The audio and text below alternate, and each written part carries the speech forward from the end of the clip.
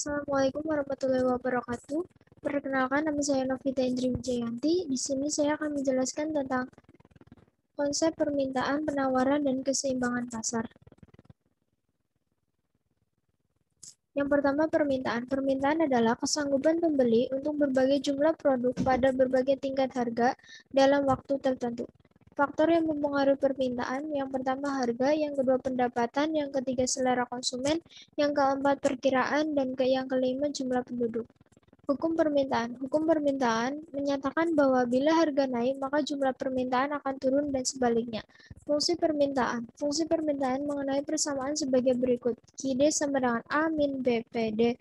Keterangan PD adalah harga barang per unit yang diminta. QD adalah jumlah produk yang diminta. A dan B konstanta.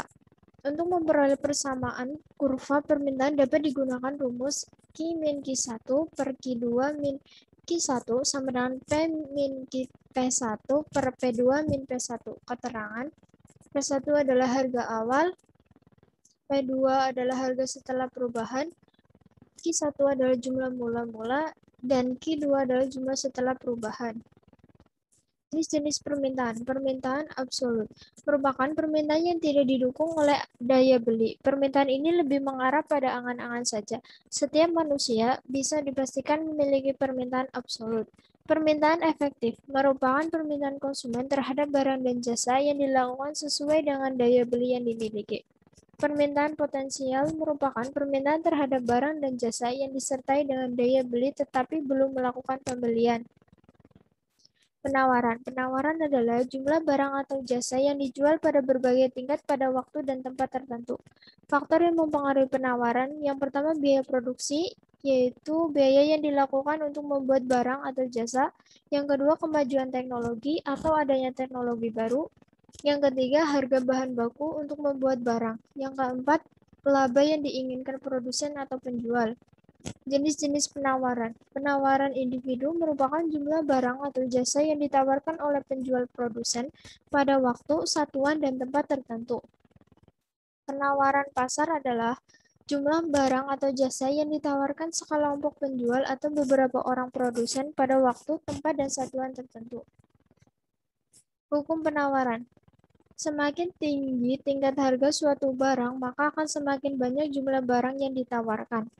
Fungsi penawaran. Fungsi penawaran adalah suatu fungsi yang menunjukkan hubungan antara harga barang atau jasa yang ada di pasar dengan kuantitas penawaran yang ditawarkan oleh seorang produsen. Rumus QS sama dengan A plus BPS. Keterangannya adalah A dan B adalah konstanta. PS harga barang per unit yang ditawarkan. QS banyaknya unit barang yang ditawarkan. Keseimbangan pasar. Harga keseimbangan atau harga barang adalah harga yang terjadi apabila jumlah barang yang diminta sama dengan jumlah barang yang ditawarkan. Permintaan harga dari jumlah barang pada saat keseimbangan dilakukan dengan menentukan titik potong antara grafik permintaan dengan fungsi permintaan. 3 cara menunjukkan keadaan keseimbangan. Yang pertama, dengan contoh menggunakan angka, yang kedua dengan menggunakan kurva permintaan dan penawaran, yang ketiga menentukannya secara matematik. Rumusnya adalah QD sama dengan QS atau PD sama dengan PS. Perubahan keseimbangan. Perubahan faktor-faktor lain di luar harga yang mempengaruhi permintaan atau penawaran akan menyebabkan perubahan keseimbangan. Ada 4 kemungkinan yang terjadi pergeseran kurva permintaan dan penawaran, yaitu yang pertama permintaan bertambah atau kurva permintaan bergeser ke kanan. Yang kedua, permintaan berkurang atau kurva permintaan bergeser ke kiri. Yang ketiga, penawaran bertambah atau kurva penawaran bergeser ke kiri. Yang keempat, penawaran berkurang atau kurva bergeser ke kanan. Contoh soal permintaan.